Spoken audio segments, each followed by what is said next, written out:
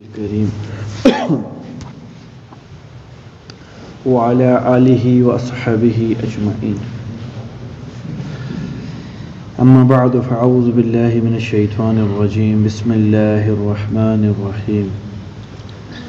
والذين صبروا ابتغاء وجه ربهم وأقاموا الصلاة وأنفقوا مما رزقناهم سرا وعلانية ويدرؤون بالحسنة السيئة أولئك لهم عقبى الدار جنات عدن يدخلونها ومن صلح من آبائهم وأزواجهم وذرياتهم وملائكة يدخلون عليهم من كل باب سلام عليكم بما صبرتم فنعم عقبى الدار.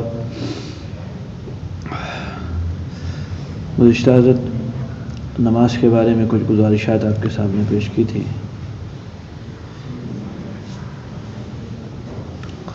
کچھ بات رہ گئی ہے. گزشتہ میں نے آپ سے عرض کی تھی کہ نماز کی قبولیت کے لیے دو چیزیں شرائط ہیں. ان دو وجوہات کی بنیاد کے اوپر حق تعالیٰ نماز کو قبول فرماتے ہیں. پہلی وجہ تو جس پہ میں نے تفصیل سے بات کی ہے، جس کو میں نے نماز کی روح کہا تھا، وہ نماز کی اخلاص اور حضور قلب، کہ اس اخلاص اور حضور قلب کی بنیاد کے اوپر اللہ تعالیٰ عمل کو قبول فرما لیتے ہیں. آخری درجہ خشوع کا کیا ہے؟ آخری درجہ میرے اور آپ کے لیے سب سے آخری درجہ وہ یہ ہے، ہر رکن میں کم از کم ایک مرتبہ اللہ یاد آئے. یہ آخری درجہ، اس کے نیچے کوئی خشوع نہیں ہے. قیام کر رہے ہیں، ایک مرتبہ اللہ یاد آئے، رکوع میں ایک دفعہ اللہ یاد آئے، قومے میں ایک دفعہ یاد آئے، سجدے میں یاد آئے ہیں، جلسے میں یاد آئے ہیں، دوسرے سجدے میں آئے، تشہد میں آئے. خشوع والی نماز ہے. کون سی نماز ہے؟ خشوع والی نماز. ایک دفعہ یاد آئے. یہ سب سے آخری درجہ خشوع. یہاں سے شروع کریں، آہستہ آہستہ ترقی کریں. یہ جی ایک چیز ہوگی. دوسری چیز جو بتلائی تھی آپ حضرات کے سامنے وہ یہ تھی، انتہائی اہم ہے، جس کو اللہ تعالیٰ نے 8ویں صفت کے اندر بیان کیا ہے. وَأَنفَقُوا مِمَّا رَزَقْنَاهُمْ سِرًّا وَعَلَانِيَةً. قرآن کے اندر کہیں مجھے ایسی جگہ نہیں ملی جہاں اللہ تعالیٰ نے نماز کو بیان کیا ہے، ساتھ انفاق فی سبیل اللہ کو بیان نہیں کیا ہے. نہیں، ساتھ جڑے ہوئے ہیں. اقیموا الصلاۃ وآتوا الزکاۃ، اقیموا الصلاۃ وآتوا الزکاۃ. نماز قائم کرو، زکوٰۃ ادا کرو. نماز قائم کرو، زکوٰۃ ادا کرو. کہیں خالی نماز نہیں ہے زکوٰۃ کے بغیر، حالانکہ دونوں الگ الگ حکم ہیں. زکوٰۃ من وجہ حقوق العباد ہے، من وجہ حقوق اللہ ہے. ایک طرف سے دیکھا جائے تو زکوٰۃ حقوق العباد ہے، اور ایک طرف سے دیکھا جائے تو حقوق اللہ ہے. دوسرا، زکوٰۃ مالی عبادت ہے، نماز بدنی عبادت ہے. نماز خالص حقوق اللہ ہے، نماز حقوق العباد نہیں ہے. اللہ جوڑ کہاں سے پیدا ہوتا ہے ان میں؟ نماز مکہ میں فرض ہو چکی تھی، زکوٰۃ مدینہ کے اندر فرض ہوئی ہے، دونوں کے اندر 2 سے 3 سال کا وقفہ بھی ہے. اللہ کیوں جوڑا ہوا ہے؟ ہر جگہ جوڑا ہوا ہے. یہ جی میری دوسری شرط جو میں کہہ رہا ہوں، زکوٰۃ سے مال پاک ہوگا. زکوٰۃ سے کیا ہوگا؟ اور قرب الہی کی اولین شرط پاک مال ہے، اس لیے ساتھ جوڑا ہے عبادت کے. نماز چونکہ تمام ارکان اسلام اور تمام اعمال اسلام میں سر کی حیثیت رکھتی ہے، شناخت ہے، تو اس لیے نماز کے ساتھ زکوٰۃ کو اللہ تعالیٰ نے جوڑا ہوا ہے. ورنہ یہی پاک مال ہر نیکی کے ساتھ ہے. قرآن کی تلاوت کے ساتھ بھی پاک مال ہے، حج کے ساتھ بھی پاک مال ہے، زکوٰۃ کے ساتھ بھی پاک مال ہے، روزے کے ساتھ بھی پاک مال ہے. میرے محترم ساتھیو، حلال حرام میں معیار مقدار نہیں ہے، یہ یاد رکھیے گا. حلال ہے تو حلال ہے، حرام ہے تو حرام ہے. حضرت عجیب سی مثال دیا کرتے تھے، فرماتے تھے پوری بالٹی دودھ کے اندر ایک قطرہ پیشاب گر گیا، یا مقدار دیکھے گا یا پوری بالٹی گئی؟ پوری بالٹی گئی. کسی شریف اور سلیم الطبع آدمی کو گوارا نہیں کرے گا اس دودھ کو پینے کا کہ یہ کسی جانور کو پلاتے ہو. خود نہیں پیتا. وجہ اس میں مقدار نہیں دیکھ رہا کہ دودھ کی مقدار بہت زیادہ ہے، وہ حلال حرام کو دیکھ رہا ہے. حرام چیز اس میں چلی گئی ہے، چھٹی ہو گیا ہے.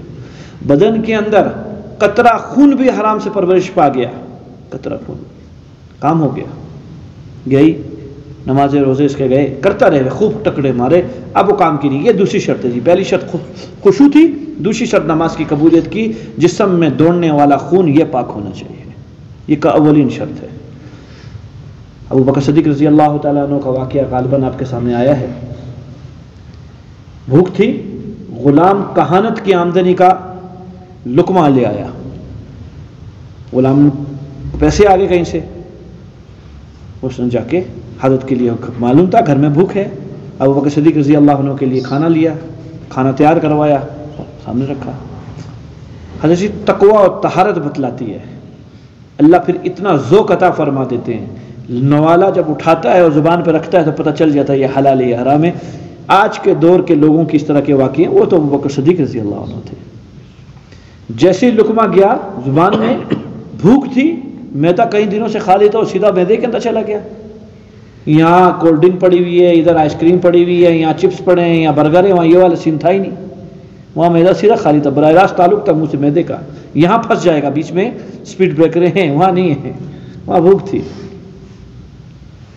خیر جی، حضرت ہم ایک ولیمے پہ گئے، پہلے کی بات ہے، وہ بوفے سسٹم تھا. شان مغلیہ نام سنا ہوا، کراچی میں ہم پڑھتے تھے اس زمانے میں، طالب علم تھے.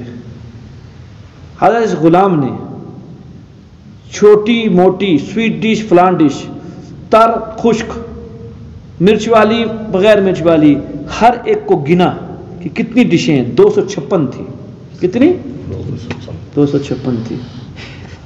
اور جب ہم آ رہے تھے نا، ان میں سے ایک ساتھی نے کہا یار وہ فلاں چیز نا اگر وہ ہوتی تو پھر مزہ آ جاتا. شرم کر اللہ کا بندہ، 256 اور کیا، اپنی جان نکال کے رکھ دے کہ تیرے سامنے، اور کیا کرے بندہ. یہ تو دنیا والی تو یہ ترتیب پہ ہے. 256 قسم کے کھانے تھے. اور وہ اگلا کہہ رہا ہے یعنی 57 کیوں نہیں ہے، 57 ہوتے تو پھر مزہ آ جاتا بات. خیر وہاں ایسا سین نہیں تھا شیخ. جیسے ہی لقمہ میدے کے اندر گیا، منہ میں گیا، فوراً سوال کیا غلام سے، کھانا کہاں سے لایا؟ غلام ہے. کہا حضرت جس زمانے میں مسلمان نہیں تھا،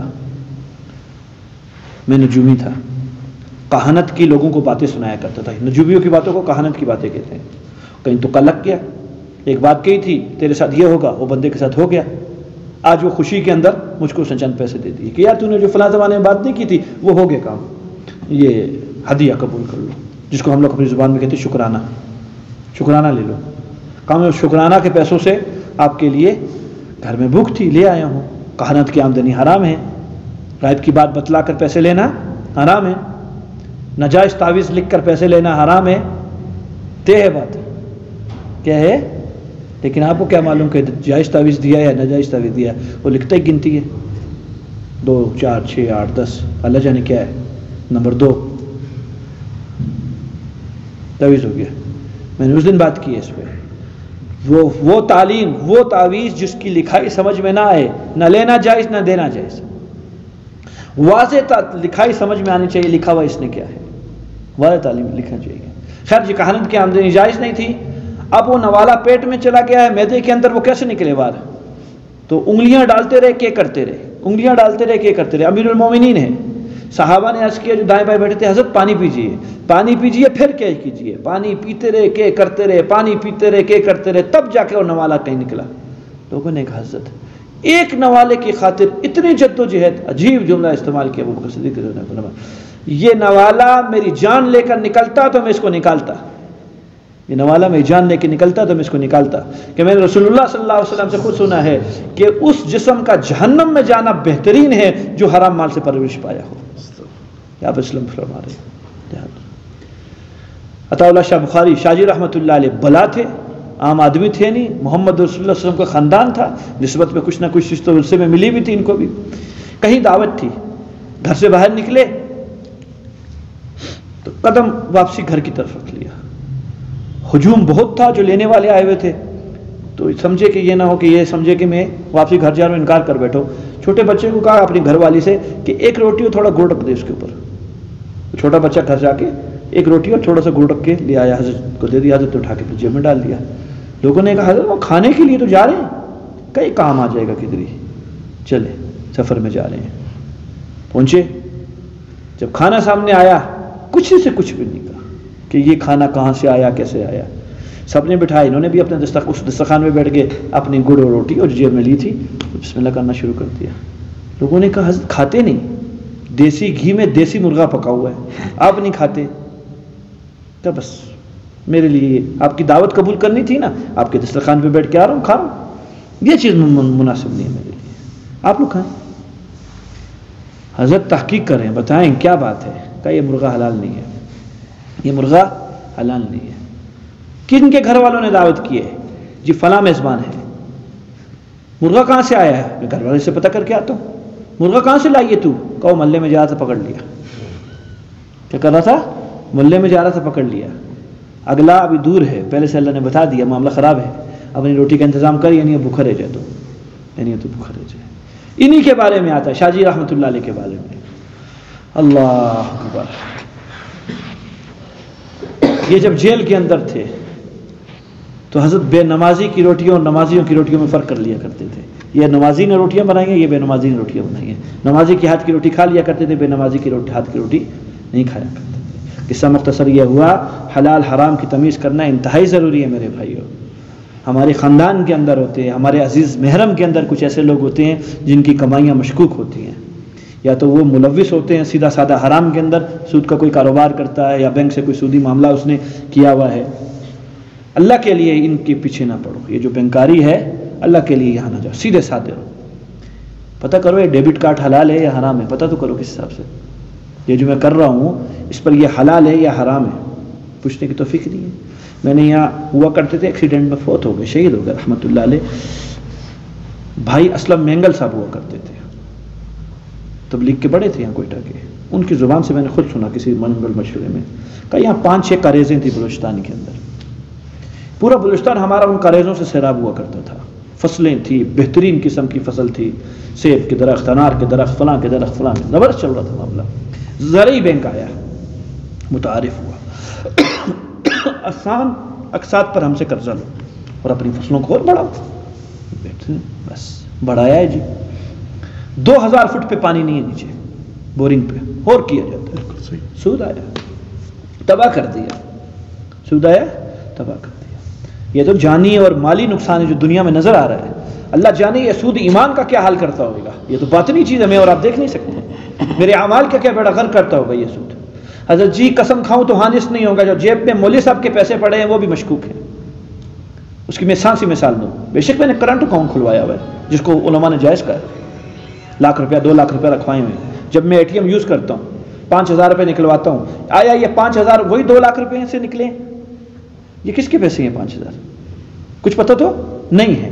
اس کو کہا آپ صلی اللہ علیہ وسلم نے سود کی بو، اس کو کہا کہ سود کی بو ہے، جو مسجد میں پیسہ دے رہا ہوں اللہ جانے کیسا پیسہ ہے، کس کا پیسہ ہے، ہمیں تو تحقیق نہیں ہے، ہمیں تو تحقیق نہیں ہے۔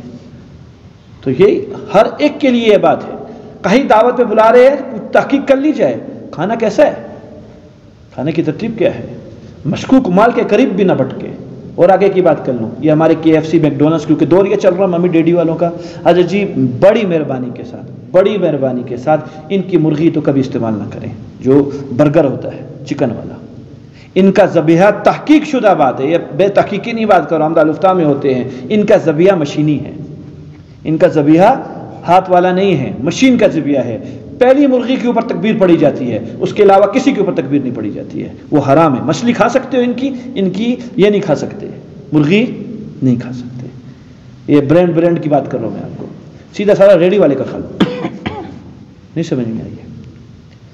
یہ سب تعلق رکھتے ہیں کس سے؟ آپ کی عبادات قبول ہونے سے، اس لیے حلال اور حرام کی بات اللہ فوراً لے آتے ہیں، کمائیوں کی باتیں اس کے ساتھ، کیا نام ہے، نماز و طہارت کے ساتھ، آپ کی عبادت کے ساتھ۔ دوسری چیز جی وہ انفقوا، یہ جی 7 صفتیں ہو گئی ہیں، 8ویں صفت کافی ہے نماز کے بارے میں، امید ہے اللہ کی رحمت سے انشاءاللہ آپ لوگوں نے عمل کرنا شروع کر دیا ہوگا، جو کل تھوڑی بہت آپ سے ترغیب دی تھی کہ نماز کو خشوع و خضوع کے ساتھ پڑھنے کی کوشش کی جائے، سنتوں کو ملحوظ رکھتے ہوئے نماز کی کوشش کی جائے، نیت کر لو بھائی جتنا ہمارا مجمع بیٹھا ہو، ایک بھی آج کے بعد ننگے سر نماز نہیں پڑھے گا، کیا نہیں پڑھے گا؟ ننگے سر نماز نہیں پڑھے، انتہائی درجے کی بے ادبی ہے میرے بھائی، انتہائی درجے کی بے ادبی ہے، اس کو میں جانتا نہیں ہوں۔ میں بادشاہ کے دربار کا اس کے آداب کو ملحوظ نہ رکھوں تو گستاخی کے اوپر لے آتا ہے۔ ہماری توہین عدالتیں کیسے ہوتی ہیں؟ ایسی تو ہوتی ہے چھوٹی چھوٹی بات پہ، توہین عدالت ہو گئی ہے، توہین عدالت کر دی ہے اس نے، وارنٹ آ جاتے گھر کے اندر، یہ بھی توہین عدالت ہے۔ اللہ کی دربار کی عدالت سے بڑی کوئی عدالت نہیں ہے. انہوں نے جو ہمارا لباس مسجد میں آنے کو کہا ہے اور نماز پڑھنے کو کہا ہے کہ سر ڈھکا ہوگا. سر کیا ہوگا؟ نیت کر لو. نہیں پہن سک رہے ہر وقت، جیب میں رکھو. کیا کرو؟ جیب میں ٹوپی رکھو. نماز کا وقت آئے گا پہن لیا. آسان ہے معاملہ بھائی؟ مشکل ہے؟ ہمت کی ضرورت ہے، ہمت کی ضرورت ہے. آگے چلیے، ساتھ ہو گئی نہیں. 8ویں صفت وَأَنفَقُوا مِمَّا رَزَقْنَاهُمْ سِرًّا وَعَلَانِيَةً، یہی ایمان والے جن میں وعدے کی پاسداری ہے. نمبر 2 وعدہ توڑتے نہیں ہیں. نمبر 3 رشتہ داروں سے صلہ رحمی رکھتے ہیں. نمبر 4 اللہ سے ڈرتے ہیں. نمبر 5 برے حساب سے ڈرتے ہیں. نمبر 6 صبر ان کے اندر صفت ہے. نمبر 7 نماز کی اقامت ہے. اور نمبر 8واں ہے یہ چھپ کے اور اعلانیہ اللہ کے راستے میں خرچ کرتے ہیں. یہی ہے سارا کچھ. اس میں صدقہ نافلہ بھی آ گیا، صدقہ واجبہ بھی آ گیا. میرے بھائیوں، اللہ کے راستے میں خرچ کرنا، اللہ اکبر. تمہید سنیے پھر آپ کو بہت اچھی طرح بات سمجھ میں آئے گی. اللہ نے حکم دیا ہے مسلمانوں کو تم مجھ سے محبت کرو. یہ حکم ہے اللہ کا کہ مجھ سے کیا کر لو؟ محبت کرو. ایسا گناہگار آدمی جس نے زندگی میں کبھی نماز نہیں پڑھی، اس کے دل میں بھی اللہ کی محبت ہے. بے شک گناہوں کی وجہ سے دب گئی ہے، لیکن محبت نتیجہ کہاں نکلتا ہے؟ نتیجہ وہاں نکلتا ہے جہاں اللہ کی گستاخی ہو رہی ہوتی ہے. سب سے آگے وہی صاحب ہوتے ہیں جو گناہگار ہیں، جو کبھی مسجد میں نظر نہیں آئے. مولوی صاحب پیچھے ہوتے ہیں، وہ گناہگار سب سے آگے ڈنڈا لے کے پہنچا ہوتا ہے، میں اس کا سر پھاڑ دوں گا. نہیں سمجھ میں نہیں ہے. شیطان گیا تھا چرواہے کے پاس، زمیندار تھا، کسان تھا، اپنا کام کر رہا تھا. اس نے جا کے کہا، کتابوں میں واقعہ لکھا ہے کہ تو اللہ کو مانتا ہے؟ کہ الحمدللہ پیدائشی مسلمان ہوں. کیا دلیل ہے تیرے پاس اللہ کی؟ وہ آیا تھا انسانی روپ کے اندر. مجھے کوئی دھیریا لگ رہا ہے. وہ سیدھا سادہ جٹ طبیعت آدمی تھا، اس کو کیا پتا دلیل کیا اللہ کے وجود کی. علی با کو نہیں وہ جانتا. یہ مجھے کوئی دھیریا نما آدمی لگ رہا ہے، کمیونسٹ، جو اللہ کی ذات پر بھی دلیلیں مانگتا. ٹھہر تیری طبیعت میں ٹھیک کرتا ہوں. اور ڈنڈے سے اس نے شیطان کی وہ طبیعت ٹھیک کر دی، اندر نہیں آیا ہوگا اس کے پاس. ہم اللہ کو بغیر دلیل کے مانتے ہیں، ہمیں اللہ کے وجود کی دلیل کی ضرورت ہی نہیں ہے. یہ تو اللہ نے ہمیں تسلی کے لیے اتنی دلیلیں دی ہیں قرآن کے اندر، ورنہ اللہ کو دلیل کی کوئی ضرورت نہیں. ہم بغیر دلیل اللہ کی ذات کو مانتے ہیں، تاکہ شیطان کی وہ جڑ ہے کہ جی ہماری موت کے وقت میں آ کے دلائل توڑے، ہم بغیر دلیل مانتے ہیں، اللہ کو ایک مانتے ہیں. تو اللہ سے محبت کا وعدہ، اللہ سے محبت کا حکم اللہ نے خود کیا ہے. اور ہر مسلمان کا بھی دعویٰ ہے کہ اس کو کیا ہے؟ اللہ سے محبت. ابھی کیا ہے جی معیار؟ محبت کہاں تولی جائے گی، ناپی جائے گی؟ معیار کا ہے وہ مال. اپنا محبوب چیز محبوب پر خرچ کرو. سب سے زیادہ محبوب چیز دنیا میں مال ہے، اسی سے ساری ضروریات پوری ہوتی ہے. اور سب سے زیادہ محبوب ہونے کا دعویٰ تم کیا کر رہے ہو؟ اللہ کا. محبوب مال محبوب پہ خرچ کرو. اگر کرتے ہو محبت ہے، نہیں کرتے محبت نہیں ہے. سمجھ میں آئیے بات جی؟ یہ ہے مال کی ساری حکمت. مال کو خرچ کرنے کا اللہ تعالیٰ نے کیوں حکم دیا؟ کہ تم اپنے دعوے میں پورے اترو. تمہارا دعویٰ اللہ سے محبت کا، اور میں نے معیار بنایا ہے مال کو تم اللہ کے راستے میں خرچ کرو. تمہارا مال اور سمجھا جائے گا کہ تم اللہ سے محبت کرتے. دوسری حکمت، ہر ایک انسان میں بخل کا مادہ ہے. ہر ایک انسان میں بخل کا مادہ ہے. اس مادے کو توڑنے کے لیے اللہ نے انفاق رکھا ہے، خرچ کرنا.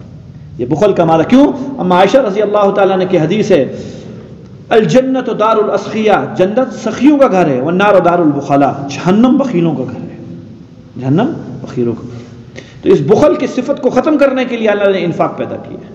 یہ انفاق کرے، لیکن اس میں ایک خطرہ بہت ہے خرچ کرنے میں، کہ ریاکاری بیچ میں نہ آ جائے کہ میں خرچ کر رہا ہوں. اس لیے فرمایا چھپا ہوا صدقہ سب سے افضل ہے، تاکہ بخل کا بھی علاج ہوتا رہے اور ریاکاری کی مت سے بھی بچتا رہے. چھپا کے دے، ایسے دے کیا آتا ہے حدیث پاک میں، اللہ کے رسول اسلام نے فرمایا جس نے چھپا کے صدقہ دیا، فرمایا قیامت کے دن اللہ کے غصے کو ختم کرے گا یہ چھپا کے صدقہ اس آدمی کے اوپر. اللہ غصے نہیں ہوں گے اس آدمی کے اوپر. مصیبتیں بلیات تو دور ہوتی ہیں، خواہ اعلانیہ صدقہ کریں یا مخفی صدقہ کریں، لیکن مخفی صدقہ میں ایک خاص بات یہ ہے کہ اللہ کے غصے کو ختم کرتے ہیں. یہ مخفی صدقہ چپ کر کے کسی کو پکڑا دی، کیا معلوم ہے کوئی ترتیب بن گئی، کوئی ترتیب نہیں بن گئی. صدقے کی اب 3 اقسام ہیں. ایک تو ہے کلندری صدقہ، اس میں نہ ہم ہیں نہ آپ ہیں، وہ ہے ابو بکر کی ترتیب والا. سب کچھ لٹا کے ناچو، سب کچھ لٹا کے اب ناچو. یہ ہے ابو بکر، سب کچھ لٹاؤ اللہ کے، اللہ دیں گے اگلے گھر کا. اس کے لیے پھر ایمان بھی ابو بکر والا چاہیے. ہر ایک کے لیے جائز نہیں ہے. جس نے کل آج سب کچھ لٹا کے کل سوال کرنا ہے، اس کے لیے قطعاً جائز نہیں ہے کہ سب کچھ لٹائے. شریعت یہ کہتی ہے. اس کے لیے پھر ایمان بھی ان جیسا چاہیے کہ نہیں توکل کرے، اب پھر اللہ کی ذات پہ بھروسہ کرے. اتنا ایمان نہیں ہے، شریعت نے منع کیا ہے. کئی صحابی آئے تھے حضور صلی اللہ علیہ وسلم کے پاس، تقسیم دیکھیے، مربی ہیں چونکہ مرشد ہیں، جانتے ہیں ہر ایک کی ترتیب کو. ابو بکر سارا مال لے کر آتے ہیں, بہت خوشی سے قبول کرتے ہیں, سر پہ رکھتے ہیں, اچھی بات ہے.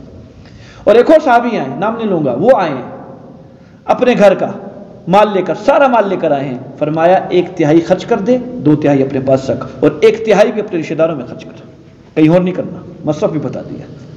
پتا تھا معیار ابو بکر والا نہیں ہے, کہیں سوال ہو جائے گا, کہیں سوال کر بیٹھے گا, تو جو سوال کرے گا وہ زیادہ نقصان کی چیز ہو جائے گی, اپنا مال کرے. اشرف علی تھانوی رحمۃ اللہ علیہ حکیم علوم رکھتے ہیں, مال کی قدر کرو. مال کی کیا کرو, یہ اللہ کی نعمت ہے. جب یہ ہوتا ہے دل میں یکسوئی ہوتی ہے, عمل بھی کر رہا ہوتا ہے, سارا کچھ کرو, اس کو اڑاؤ مت. بخل نعمت ہے, بخیل ہونا ایک اللہ کی نعمت ہے اگر صحیح جگہ کے اوپر ہو. اگر میں اور آپ بخیل نہ ہو تو یہ جو ناچنے والی عورتیں, پیسہ وہاں جائے گا بھائی, پیسہ کہاں جائے گا, ان عورتوں کے اوپر لٹے گا. یہ بخل کی وجہ سے تو رکے ہوئے کہ مر مر کے چلو زکات دیتے ہیں, یہ بہت اچھی چیز ہے بخل. غصہ اپنی جگہ کے اوپر ہو, اللہ کی نعمت ہے. غصے ہی کی وجہ سے تو اسلام یہاں تک پہنچا ہے. صحابہ میں انتقام کا جذبہ تھا نا, جس کی بنیاد کے اوپر نکلے ہیں, یہ غصہ ہی تو تھا, اور کیا تھا. اگر اپنی اصل کے اوپر ہو, یہ صفات اپنی اصل پر ہو تو بڑے کام کی چیزیں ہیں. شہوت اپنی اصل پر ہو تو اس سے بڑا متقی کوئی نہیں ہے بھیا. جتنا شہوت کام دلواتی ہے کوئی کام نہیں دلواتی. شہوت نیک اعمال کا تندور ہے, تندور, یہاں نیک اعمال پکتے ہیں. لیکن یہ اپنی اعتدال پر ہو, اپنی جگہ کے اوپر ہو, ہٹی ہوئی چیزیں نہ ہوئیں. ہٹی ہوئی تو پھر نقصان دے گی. غصہ ہٹا ہوا بھیڑیا بنے گا, بخل ہٹا ہوا پھر یہاں پیسے لٹیں گے. خیر جی, تو کیا کہہ رہا تھا, پہلی صفت تو یہ ہے اعلیٰ کے ابو بکر صدیق رضی اللہ عنہ کی ترتیب پر آئے. لیکن اس کے لیے میں نے کہا ایمان بھی شرط ہے ابو بکر والا. آپ صلی اللہ علیہ وسلم کی 2 میں نے آپ کو واقعہ سنائے, ایک کا پورا قبول کر لیا اور دوسرے کا 1/3 صرف دینا, 2/3 اپنے پاس رکھ, اور وہ بھی اپنے رشتہ داروں میں دینا, کہیں دائیں بائیں نہ دینا. دیکھ بات.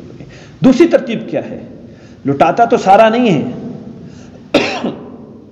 لیکن اپنی ضرورت پر زائد خرچ نہیں کرتا. جتنی اپنی ضرورت ہے اس سے 1 روپیہ خرچ زیادہ نہیں کرتا. غریبوں کو, مسکینوں کو, دائیں بائیں کو دیتا ہے. سارا نہیں لٹا رہا, اپنی ضروریات پوری. ہمارے ذمہ حقوق ہیں بھائی, میں اکیلا تھوڑی ہوں واسطہ دنیا کے اندر, میرے دائیں بائیں حقوق ہیں اور وہ متوجہ ہے مجھ پر, میں ان کا ذمہ دار ہوں. سب سے پہلا حق بیوی ہے جس کو لے کر آئے ہوئے ہو آپ, اس کی چاہتوں کو پورا کرنا آپ کی ذمہ داری ہے, جائز آپ کی ذمہ داری ہے. گرمی سردی کے کپڑے لانا آپ کی ذمہ داری ہے. اس کی جائز فرمائش جتنی آپ کی جیب افورڈ کرتی ہے ذمہ داری ہے آپ کی. نہیں جی میں نہیں کر سکتا, تو جب تو کر نہیں سکتا تو نکاح کس لیے کیا تو نے. اس بات پر شرعی عدالت حبس قید کرے گی صاحب کو. بیوی کہتی ہے مجھے الگ گھر لے کے دو, یہ کہتا جی میں نہیں لے کے دے سکتا, شادی کس لیے کی ہے تو نے, تو لے کے دے سکتا ہے, اس بنیاد پہ تو نے شادی کی ہے, حبس کر لو, قید کر لو اس کو. یا تو لے کر دے یا تو توبہ کرے, یا تو عورت کو چھوڑو. یہاں تک کی بات کی ہے شریعت کی کہ تو ہماری اللہ والی ہے, ان کو اپنے حقوق کو پتہ نہیں ہے, اور شکر ہے پتہ نہیں ہے, شکر ہے پتہ نہیں ہے. 2 وقت کی روٹی کے اوپر خوش ہو رہی ہے کہ میرا شوہر 2 وقت کی روٹی دے دے. یہ ان کی دینداری ہونے کی نشانیاں ہیں. اللہ تعالیٰ ان کو اس پہ بخش دے گا. عورت کا دین بہت آسان ہے, صرف فرائض کو پورے کرنے, اس نے اپنی عفت کی حفاظت کرنی ہے, اپنے شوہر کی حفاظت کرنی ہے, بس ختم. بہت اس کے ذمہ کچھ بھی نہیں ہے. اس کے ذمہ نہ عید ہے, نہ جمعے ہیں, نہ جنازے ہیں, نہ جہاد ہے, کچھ بھی نہیں عورت کے ذمہ. گھر بیٹھی رہے, مزے اڑاتی رہے, ان سب کا ثواب اس کو ملتا رہے گا. تو دوسری ترتیب یہ کہ اپنی ضروریات کو پورا کرتا ہے لیکن اس کے اوپر 1 روپیہ بھی. تیسری چیز ترتیب کم از کم اس سے آگے نہیں ہے بابا, کہ شریعت کے حکم کو پورا کرے. زکوٰۃ فرض ہے دے, قربانی فرض ہے دے, جائیداد میں حصہ فرض ہے بہنوں کا دے. یہ سب سے آخری چیز ہے انفاق. کہیں منت مان لی دے, پورا کرے اس منت کو. قسم کھا لی توڑ دیا فدیہ دے. یہ آخری ہے, اس سے نیچے کا کوئی انفاق نہیں ہے, کوئی کچھ نہیں ہے, یہ آخری درجہ ہے. تو شیخ ہمارے ایمان چونکہ کمزور ہیں, دور بھی ایسا چلا آ رہا ہے جہاں پیسہ کمانا مشکل کام ہے, آسان ہے نہیں ہے, اور پیسے سے ضروریات بنتی ہے. بظاہر طور پہ دنیا اللہ نے اس طرح چلائی ہوئی ہے, تو اس کی قدر کی جائے. آخری درجہ کم از کم کیا ہے, حقوق پورے کیے جائے, یعنی زکوٰۃ اپنی جگہ کے اوپر دے, فلاں اپنی جگہ کے اوپر دے. اگلی چیز اس سے 1 قدم آ گیا ہے, اس کی کیا ترتیب ہے بھیا, یومیہ صدقہ کرے. خواہ وہ 1 روپیہ ہو, کیا کرے, یومیہ صدقہ کرے. کوئی گلک ملک, کوئی ایسے مرتبان نما کوئی بنا لے گھر کے اندر, 10 روپے جیب میں ایسے پڑے ہوئے ہیں, بس یہ چیز آج کا صدقہ. 20 روپے جیب میں پڑے ہوئے ٹوٹے, یہ آج کا صدقہ. کسی دن 50 ڈال دیا, کسی دن 100 ڈال دیا, چلاؤ چلاؤ چلاؤ چلاؤ چلاؤ, مہینہ ختم ہو گیا, اب یہ 400 500 1000 1500 روپیہ بن جائے گا، کسی فقیر کو اللہ کے نام پہ دے دیا، 1500 سے اس کا کام ہوئے گا۔ میرے بھائی 1000 کی ویلیو آپ کی نزدیک نہیں ہے نا، کئی ایسے لوگ ہیں جو 500 کی ویلیو ان کے نزدیک بہت زیادہ ہے۔ 500 روپے کا نوٹ آیا، نیند نہیں آتی۔ خیر جی، یہ آخری چیز ہے، وَأَنفَقُوا مِمَّا رَزَقْنَاهُمْ سِرًّا وَعَلَانِيَةً، 2 باتیں فرمائی ہیں، مخفی صدقہ بھی کر سکتا ہے، اعلانیہ بھی، لیکن افضل کیا ہے؟ مخفی۔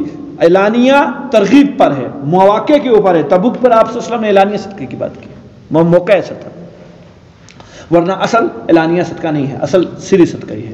اعلانیہ کے اندر ریا کا خدشہ ہے، اس بنیاد کے اوپر اعلانیہ مواقع کے اوپر ہے، کہیں ترغیب دینا مقصود ہے، کوئی مسجد بن رہی ہے جی میں 1 لاکھ روپیہ دوں گا، یہ اعلانیہ صدقہ لوگوں کو ترغیب کے لیے دے سکتا جائز ہے، اس میں بھی کوئی کفارت نہیں ہے۔ کسی سے مشورہ کرنا کہ جی کہاں مصرف استعمال کروں، اس میں بھی یہ ریا کے اندر نہیں آتا کہ جی بتا رہا ہے اس کو کہ نہیں، یہ رائے لے رہا ہے، اور لینی چاہیے۔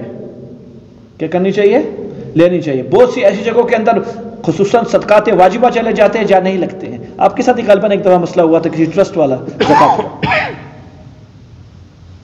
بہت سی جگہ ایسی جگہ چل جاتے ہیں جہاں زکات واجب زکات نہیں لگتی۔ مسجد کو سیمنٹ دے دیے جی، 15 بوری مسجد کو دے دیے زکات کی مد میں، وہ اللہ کے بندے مسجد کو زکات ہی نہیں لگتی، مسجد کو زکات ہی نہیں لگتی۔ پوچھ تو لیتا پہلے کہ یہاں آتے ہیں نہیں آتے ہیں، اب یہ صدقہ نافلہ ہو گیا تیرا، 15 بوری سیمنٹ جتنے پیسے آئے ہیں دوبارہ دے زکات۔ ضروریات شیخ، ضروریات دین سیکھنے کی ہے، سیکھیں جی اس چیز کو۔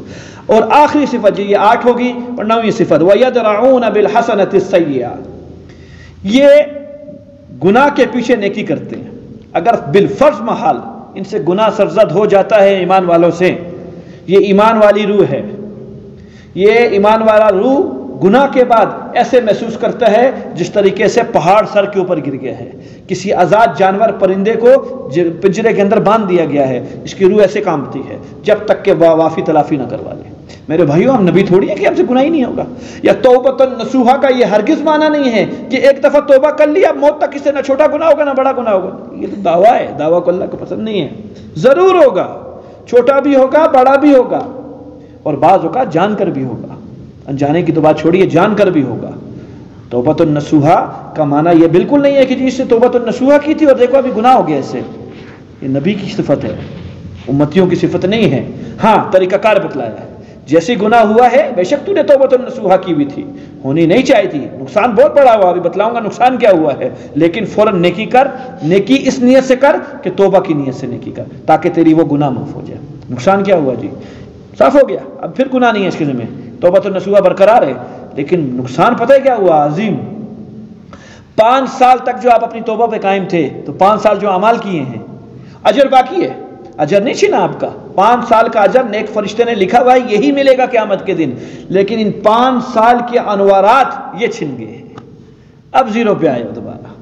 بعض گناہوں کی نحوست ایسی ہوتی ہے کہ 0 پہ لے آتا ہے بندے کو، بالکل۔ اس میں سب سے پہلی چیز بد نظری کر لی، بالکل ختم۔ جو ایک عمال کر کے تعلق بنایا تھا، رات تہجد پڑھی، سبحان اللہ، صالحین کا طریقہ، نبیوں کا طریقہ، اللہ کا نور اس نے پیوست کیا اپنے سینے کے اندر، یہ لے کر یہ فجر کی نماز پر آیا، سبحان اللہ، اور نور علی نور ہوا۔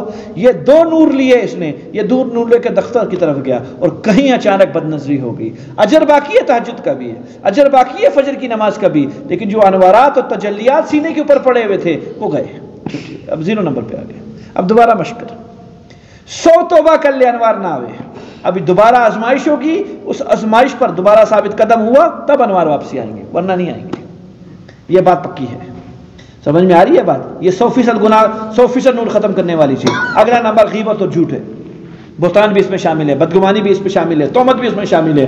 ان سے 70 سے 80% گناہ نور چلا جاتا ہے، تھوڑا تھوڑا دیا لے جاتا ہے، اور باقی سارے صغائر ہیں، چھوٹے گناہ، جن سے آدھا نور رہ جاتا ہے، آدھا نور چلا جاتا ہے۔ اصل چیز نور کو پکا رکھنا ہے، اسی نور کی روشنی سے کل پورے صراط پہ چلنا ہے بھیا، اس کی چلنا ہے، وہاں کوئی ٹیوب لائٹیں نہیں ہیں، نور کی روشنی سے چلنا ہے، اور نور ایمان والا اور عمل والا نور جو آپ نے اور میں نے پوری زندگی سنبھال کے رکھنا ہے، اس کی نیت، اس سے پورے صراط کے اوپر چلنا ہے۔